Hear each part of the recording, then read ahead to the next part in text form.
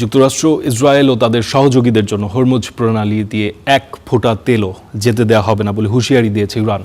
দেশটির ইরানের মিলিটারি কমান্ডের মুখপাত্র ইব্রাহিম জলফাকারি এই ঘোষণা দিয়েছেন। ইব্রাহিম বলেন, ইরানের প্রতিবেশী দেশগুলোর আড়ালে লুকিয়ে হামলার যে কৌশল যুক্তরাষ্ট্র এতদিন নিয়ে আসছিল তার সময় শেষ। হুঁশিয়ারি দেন, মধ্যপ্রাচ্যে যে আগুন লাগিয়েছে সেই আগুনে তাদেরই পুড়ে ছাই হতে হবে। যুদ্ধ শুরুর পর থেকেই হরমুজ প্রণালী বন্ধ করে রেখেছে ইরান।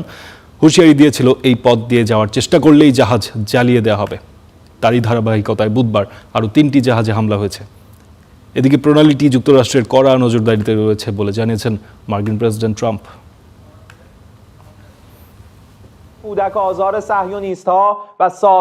অপেক্ষা করুন, তেলের দাম ব্যারেল প্রতি $200 হবে। আঞ্চলিক স্থিতিশীলতার উপরই এটি নির্ভর করছে। আর বর্তমান অস্থিতিশীলতার উৎস আপনারাই। আরও শক্ত ও কঠোর আঘাত হানার সামর্থ্য আমাদের আছে। আমাদের শহীদ নেতার পবিত্র রক্ত, প্রিয় দেশবাসী, নিরীহ নারী শিশু এবং মিনাবের সেই নিষ্পাপ প্রাণ, সব হত্যার প্রতিশোধ নেওয়া হবে।